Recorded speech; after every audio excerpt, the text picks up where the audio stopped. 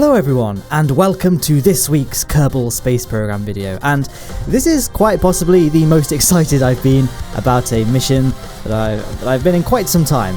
Over the course of the next 25 to 30 minutes or so, we will be flying the latest SSTO creation my engineers have cobbled together, the mighty ULTIMATUM SSTO, as we fire up the 40 Rapier engines, the 41 Rapier engines, I forgot about the one at the front, and we have the 2 jet engines helping us get along the runway as well, and then once we get high enough we're going to fire up the 13 nuclear engines as we get to the end of the runway. We needed quite a lot of engines, as you can see, because this thing is very big. Look at that, 80,000 liquid fuel units nearabouts. So when it came to designing this thing, I approached the design of this ship with one objective in mind. Had to be a single stage craft that can reach the surface of Eeloo and return to Kerbal without the need for mining or refueling. Oh, and it also has to have capacity for 200 Kerbals. That was the mission statement there. I ended up adding a little extra room to the ship, giving us a final crew capacity of 208 as we hurl this beast past the sound barrier and begin our ascent after we picked up our initial speed as close to sea level as possible. So designing this thing was a challenge. The hardest aspect of this mission isn't so much the flight itself, but designing an SSTO that can meet the required specifications in the first place. One of the hardest parts of this mission was the simple act of getting it into LKO with enough delta V to execute this mission. I would often fall short of the 4,000 meters per second mark and would subsequently need to return to the drawing board, which was a frustrating process. Ultimately I needed about 4,500 meters per second of delta V in low Kerbal orbit if I wanted to succeed in this mission. And look at that, we've nearly finished the bulk of our ascent. Unfortunately, as the Rapiers are now in closed cycle mode. By the way, the ascent is being played at like 12 times playback speed. It was a much slower process than this video might lead you to believe. So unfortunately, the thrust to weight ratio of the nuclear stages, despite there being 13 engines, the thrust to weight ratio is abysmal, so we do end up actually re-entering the atmosphere before we get a chance to circularize. Luckily it's not too much of a problem, we end up with enough delta V once we get to a stable Kerbal orbit, but it was a bit of a janky ascent. I had to really nose up, try and force our apoapsis up as much as possible because I knew we wouldn't have much time to circularize once we reached it. So yeah, we're getting a little bit of flames licking the sides of the ship, so I'm just holding prograde, trying to keep it as aerodynamic as possible, and hopefully we can just coast back up to apoapsis. No problems, we have enough delta V. We've got 4,500 now, which was my goal. We'll have to spend a little bit to raise our periapsis above the atmospheric line, but 4,450, it's close enough, we can work with that. Well, I say that it's enough to work with, but this number may seem surprisingly low to some of you. Many players, myself included, use one of these like handy-dandy delta V maps to help in designing a spacecraft. It's pretty useful. It tells you how much delta V you need to spend in order to reach certain destinations in the solar system. Our first destination is going to be Eve, which is somewhat counterintuitive, but to do this, I'll explain why. If we were to take our delta V map and take a look at how much delta V we'll need to get to Eeloo, it breaks it down as the following. So from LKO, it takes 950 meters per second to escape Kerbal's SOI, 1,140 meters per second to encounter Eeloo, 1,370 to circularize our Eeloo orbit, and 620 meters per second to land. This means that we would theoretically need 4,080 meters per second of delta V just to land on Eeloo, let alone return, which would take the same amount of delta V it took to get there, bringing our total required delta V, according to this chart, to a little over 8,000 meters per second. Now, while it's possible to achieve this kind of range on an SSTO, ion engines will be required, and as you know, I hate ion engines. They're so boring. You may have also noticed that this thing's dry mass is absolutely colossal, so the mission would be incredibly tedious if we went the ion route. We're therefore going to have to make do with nuclear engines as our primary means of propulsion, so in order to execute this mission we're going to be using a few tricks to save fuel. The biggest fuel-saving maneuver that you'll see me doing throughout this mission, as we kind of are initiating the setup now, is something called a gravity assist. Gravity assists work by passing planets and moons in such a way that we can change our orbital speed for no fuel expenditure. This does seem a little bit counterintuitive, but it makes sense when you think about it. My favourite means of describing it is like the bouncy ball analogy I first saw on Reddit. It's from user Olog. I looked it up so I would be able to credit. Imagine dropping a bouncy ball onto a hard floor. It will bounce back to about the same height from which it was dropped. Makes sense. However, if the floor is moving upward, when you drop the ball, it will bounce higher than its drop height because it has had some of the floor's kinetic energy transferred to it. Now, the same is true for gravity assists. As a spacecraft falls towards a planet, it accelerates. However, as it moves away from the planet, it loses speed again until it's going the same speed it was going when it first entered the planet's sphere of influence. This is the same as dropping the ball onto a static floor. The thing is that the planet is not a stationary object, it is moving around the sun. So much like the bouncy ball hitting the moving floor, some of the planet's energy is transferred to the spacecraft. Now, since the planet is many, many, many billions of times more massive than the spacecraft, the amount of energy it loses is so immensely small, it makes no real practical difference to its orbit. However, for the spacecraft, which is comparatively much smaller than the planet, the energy gained is enormous and is the basis for how and why gravity assists work, not only in KSP, but in real life too. That's how NASA can send those tiny, tiny probes all the way out into the outer solar system for seemingly very little fuel expenditure. It's because they do gravity assists. You'll see me doing many of these assists throughout the video. Other tricks we can use are aerobrakes, which will come in handy when it comes to our final Kerbin capture, and we're going to be maximizing our use of the Oberth effect, which is what I was doing when I was doing my initial Kerbin escape. The Oberth effect is the principle that you can get a greater range in your orbital velocity by making burns at periapsis, which is always the fastest point of any orbit, and the closer to a planet's surface periapsis is, the faster the speed. This is because a spacecraft accelerates via the chemical potential energy of its fuel. However, if a spacecraft is at periapsis, it also has high kinetic energy too. So when we make our burn, we're not only using our chemical potential energy, but we're also getting the maximum amount of extra kinetic energy from our orbital speed. The actual maths behind this is a little bit more complex, and I couldn't really find a good analogy, and I'm not very good at making ones up myself. But this is the general gist of it, and I don't really want to get too bogged down in the actual rocket science here. But that's why you'll see me making lots of burns at or as close to periapsis as possible. And why we did like multiple escape burns to leave Kerbin rather than just one, because it allowed me to spend more time burning at high velocity, which resulted in a more efficient flight. And given that, we only just barely have enough delta V, we're going to be needing all the fuel saving tricks we can get. So the standard route to Eeloo is as follows. We're going to be doing one gravity assist of Eve, which will get us to kind of around Juna's orbital height. We're then going to do two Kerbin assists back to back. The first will get us to a roughly Dres height, and then the second Kerbin burn will get us all the way to Joule. Now at Joule, we can kind of do one of two things. The last time I did a video like this, which was in 2017, I made a 60-seat Eeloo SSTO. The route I did there was a little bit different to what we're doing here. The route I did was same as follows, same as what we just did, so Eve, Kerbin, Kerbin, but then I used a Joule assist to sling us round to Tylo, and then Tylo we could use the gravity of Tylo to put us into a eccentric Joule orbit for free. Tylo is very useful for Joule missions. And then we could just wait until Eeloo was at a better spot for a transfer window, and then we could use Tylo once again to eject us from the Joule system and send us to Eeloo. However, I didn't do that this time. I'm just going to use Joule and Tylo together to do one big gravity assist to get us into an orbit more similar to Eeloo's, and then we're just going to go straight to Eeloo from there. We're not going to do any parking orbits around Joule. We're just going to go straight to Eeloo and get this mission properly underway.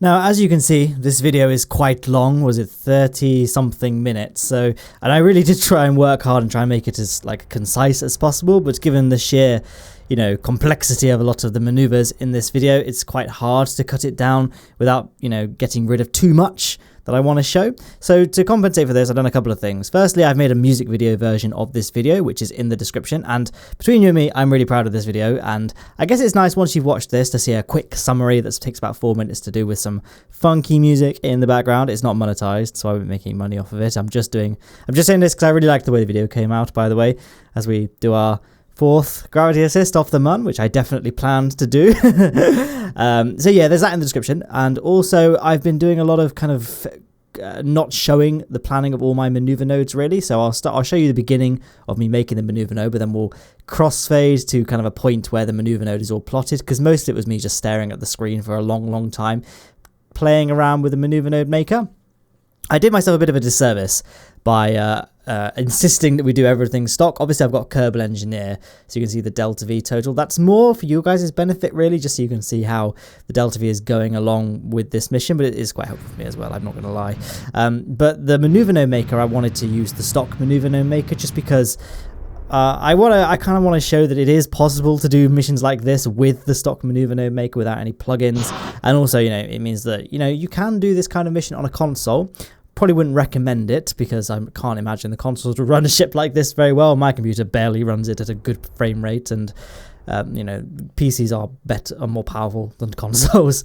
And I think the problem is this, like, the maneuver maker is not very accurate. So when I'm trying to do really hyper efficient burns, so several orbits in advance, literally, no matter, even like the smallest possible increments you can move the nodes on the stock maneuver maker, it's not precise enough to get the burns you want.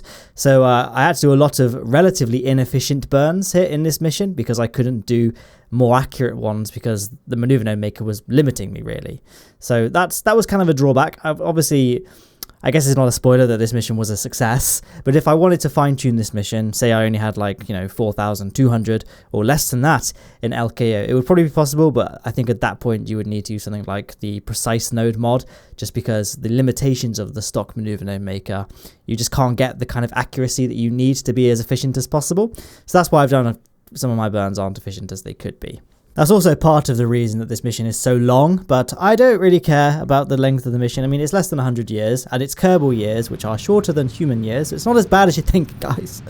But at the end of the day, those of you who've seen Green Harvest, right, that film is now canon.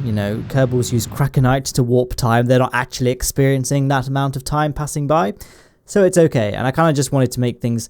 I wanted to save as much fuel as possible, even if I might not necessarily have needed to make that level of fuel saving maneuvers. I wanted to ensure that I definitely wouldn't run out on the way back to Kerbin, so I was maybe a little bit liberal with how many fuel saving maneuvers I made, but ultimately we did end up using every single last unit of our liquid fuel by the end of this mission, so I guess it was a good thing. I saved as much fuel as I could. So just going to quickly lower our Eeloo periapsis here, and so we can get as close to the surface. Remember what I was saying about the Oberth effect?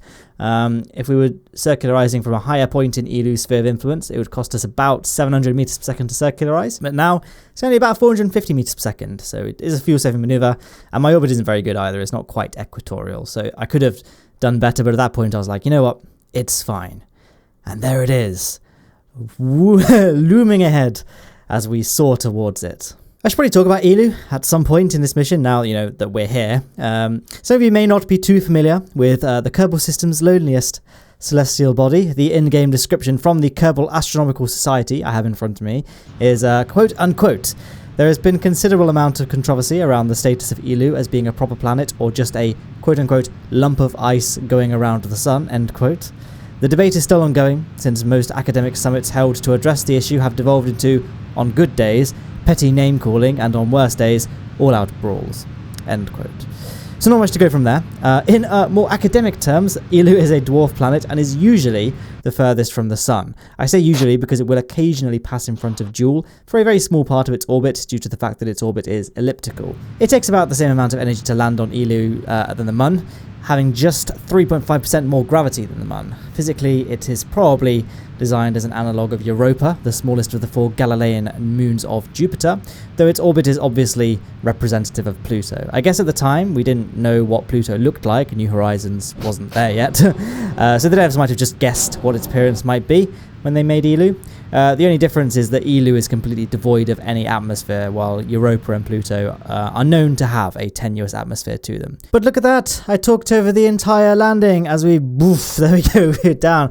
I don't know why I added sound effects just there as our rapiers cool down. We still have a tiny amount of oxidizer left just to help us get off the surface of Eeloo, which actually proved to be even harder than the landing, but we'll cover that as we get there. I don't think there was much to talk about really with the landing, so I just let it play and talked about something else. But there is Jebediah on EVA. I used the cosmonaut skin for the Kerbals because, why not? We can get the field of view adjusted nicely so you can get a good sense of scale of how massive this SSTO is, and then Jebediah can plant his flag. And it's my In Thrust We Trust t-shirt design. I actually really like the design on this t-shirt, so I kind of use it as my flag when I'm not doing Lowne aerospace videos. But if you want this design on a t-shirt, I need to feed myself, you can buy it. You may have seen my advert I made for my t-shirt. Did you try adding more boosters and that didn't work? Then you just need to trust, my friend. Trust in Thrust with my new shirt, available for sale now on bonfire.com for just $21.99. Available now. Please. Anyway, whilst that advert was playing, I got our Kerbals back onto the ship. You may have noticed that there were only 16 on EVA just then. Actually, I'll talk about that in a second. We'll get to the actual takeoff first, because this was janky as heck. It was very difficult, because this thing, as I said earlier, does not have good thrust-to-weight ratio, and it could never really get airborne quick enough. I probably should have saved a little bit more oxidizer, so I would have a bit more thrust for this ascent, but we managed to do it in the end. So what I did, I used a bit of the rapiers to get some initial speed, and then I used some of Eeloo's terrain to kick us up. Now here, I'm slowing this down to real-time footage because I made a quick save here when I got off the ground. There we go, just in case. So I've made quick save 2, just in case I need to revert. And then SAS just started spinning the ship around like this, and I was like, oh, bugger. So let's just quickly reload quick save 2. So I reloaded quick save 2, and then the spin had stopped and everything was fine. And this was like the 50th attempt at taking off. And at that point I was like, I mean, I guess it works. I should probably go back and try and take off Eeloo properly. But for now, I feel like this is okay, right? Is this fine? You guys are happy with this ascent? I don't know what it was. I think it was just, I think I messed up the SAS placement or something. I'm not quite sure why this worked. But reloading that quick save seemed to stop the spin. Maybe I should go back and reattempt that landing or do it on a live stream or something. But for now, I know that mathematically this thing can take off. I just ran out of patience to do it. Speaking of patience, now we get to one of the more tedious aspects of this mission, which is planning our route back to Kerbal. Again, I'm going to skip through most of the maneuver node making, so just show you kind of the beginnings of creating the nodes and then doing the burns themselves. I won't show you any of the faffing. I think the raw footage of this mission came to a little over 19 hours, which shows you just how long it takes to do a mission of this magnitude, at least for someone as incompetent as myself. And we are gradually approaching our apoapsis so we can begin our circularization and eventual escape from Eeloo. One of the challenges that I didn't get around to talking about at the time that you need to anticipate when traveling to Eeloo is ensuring that your spacecraft is sufficiently powered, as solar panels only perform about 1.5 to 4% their value when at Kerbal when you're all the way out here, unless you edit the part files for the solar panels or something. That's why the main power source of this craft is actually the RTGs that sit within the nose cone and the generators inside the nuclear engines. I basically just put solar panels on this thing to make it look more spaceshipy, I guess. I also made sure we had lots of battery power to serve as a buffer during the more power-consuming SAS moves, because not only is this thing very heavy and it takes a lot of power to rotate and maneuver, but our Kerbals on board, they insist on bringing lots of hair dryers, gym equipment, TVs. There's a couple of jacuzzis that consume a lot of power in there because, as I mentioned earlier, we only had 16 Kerbals on EVA, and that's because I've only got 16 Kerbals in here. There's a couple of reasons for this. The game kept on crashing when I tried to add more than like 190 Kerbals when I was in the vehicle assembly building, which was not ideal given that I wanted to add 208, and it just made the game run slower having the thing full of Kerbals. Thirdly, it's like, at the end of the day, it doesn't make any difference to the video itself because you can't see the Kerbals for the majority of the mission, and it takes a long time to get Kerbals on EVA. I remember doing my EVA of the 124-seat Lathe SSTO. That took like 2 hours to get all those Kerbals on EVA. I basically just had like a TV show on the second monitor. I was just watching that and just painstakingly putting Kerbals on EVA on the other, and it was a pretty boring process. I couldn't really be bothered to do it again.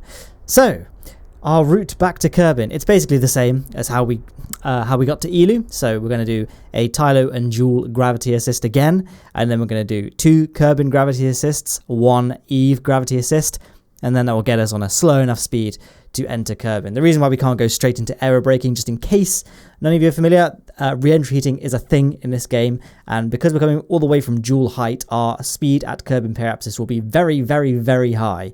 I'm going to do like a little aerobrake on our first Kerbal flyby, just to give you an idea of how fast we're flying and how disastrous any attempt at aerobraking properly would be at that kind of orbital altitude. So you can see about the level of preciseness needed to get some of these encounters working. I have just 1 nuclear engine firing at a fraction of its full power, and I still have to use very low throttle to get the maneuver nodes completed and filled out. So usually for these big SSTO missions, I often add like a tiny monopropellant thruster on the top just to give me some fine control when doing the high accuracy burns. You only need like literally 1 RCS block for a massive ship because the burns you're going to be doing are so small, like often less than 1 meter per second.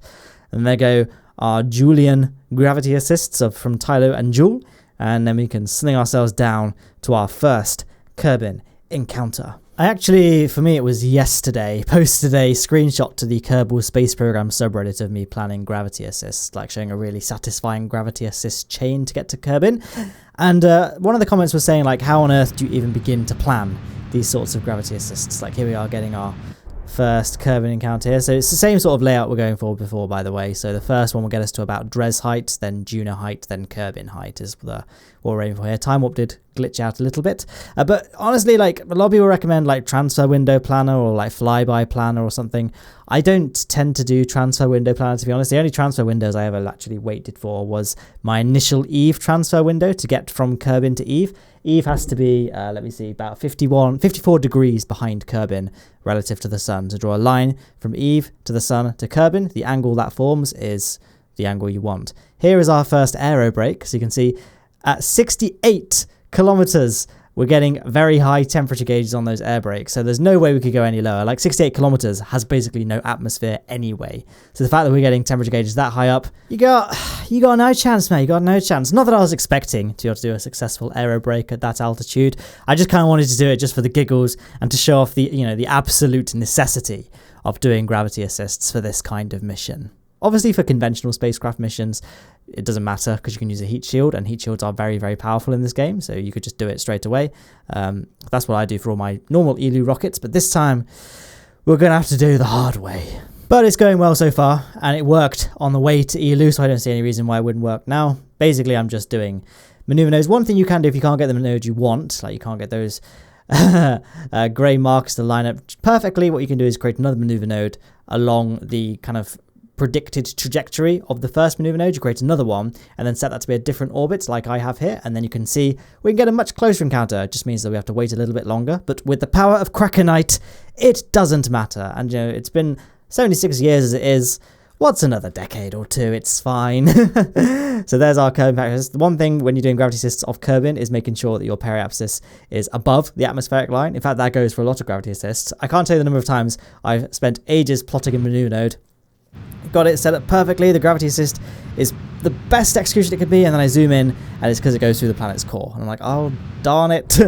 So yeah, even with Tylo that's a bit of an issue as well, although Tylo has no atmosphere, so you can do much lower flybys of Tylo and get more power from your gravity assists. Tylo is wonderful because it's basically Kerbin. It's basically exactly the same size as Kerbin, slightly smaller. So imagine how powerful Kerbin gravity assists are. That's kind of the same power as Tylo, but Tylo has no atmosphere. So you can get really, really close to the surface of Tylo and really maximize not only the O-berth effect, if you want to do a burn, but also the amount you can get from a gravity assist. Granted, it's not a huge difference between Tylo and Kerbin, but it is a difference nonetheless, at least when it comes to comparing with and without the atmosphere. And the thing with Tylo as well, especially for Eeloo, you also have Joule nearby, which provides the biggest gravity well in the whole game, aside from the sun obviously. So you can do pretty big gravity assists in the Joule system if you string together Tylo and Joule assists together.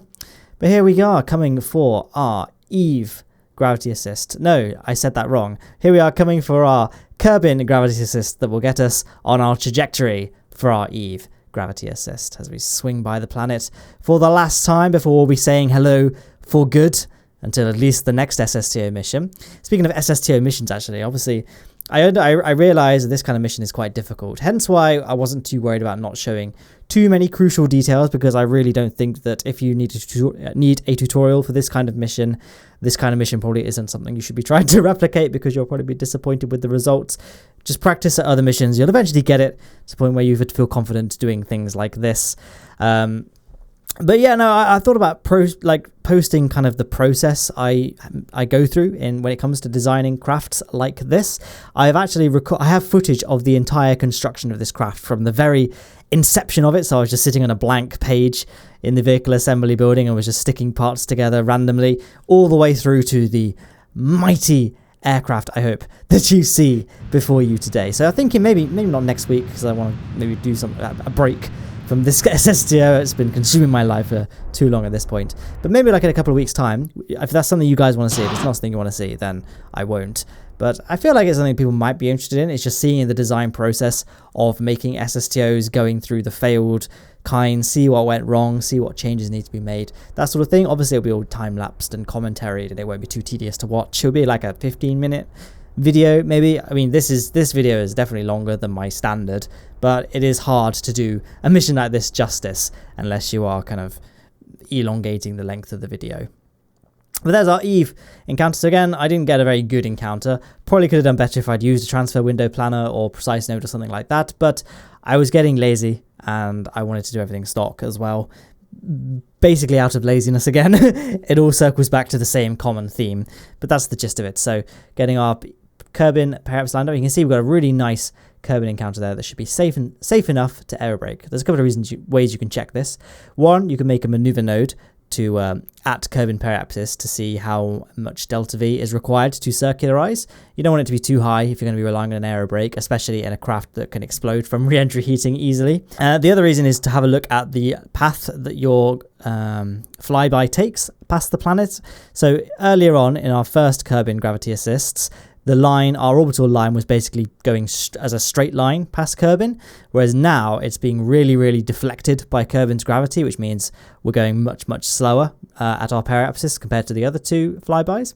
That's just the way I do. I kind of just eyeball it. I'm at that stage where I kind of can recognize when we're going to be going slow enough.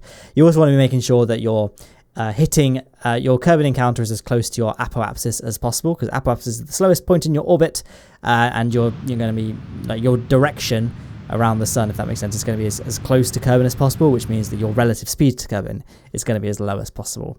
And here comes our maneuver node. Now, that's another thing with the maneuver nodes here. It's not very accurate, so I had to do a couple of little correction burns just to get the actual orbit I wanted. Obviously, it's quite important now to get an equatorial Kerbin orbit, because we're going to be going and landing. We're going to be landing this thing at the runway. We can't do everything we've just done and then not land it at the runway. So worry not, we will be landing at the runway, but all that's to come. Our first initial aerobrake at Kerbin has this kind of big spin to it. I've done the big spinning trick in the past in KSP. Basically, when you are entering the atmosphere at high speed in a craft prone to re-entry heating, what you can do is initiate a spin using Q&E, and that basically distributes the heating across the whole body of the aircraft. Although this has now become like a bit of a looked down upon thing. So I thought, let's just try and do a normal gravity assist, because I'm getting gravity assist, a normal air brake, as in we just do like a sort of space shuttle profile, and that we just hold sort of nosed up slightly, but keeping everything level. Unfortunately, this thing was very, very unstable and it actually kept spinning itself out of control. So I tried to keep it steady. The spin will probably look a lot more extreme than it actually was in quote-unquote real life, because I'm fast-forwarding things now to 12 times normal speed to make this video not go on for too long. But that brings me to my topic about by far the hardest part of this mission. And by far the hardest part of this mission was landing the craft. It is, without any shadow of a doubt, the absolute hardest spacecraft I've ever had to land.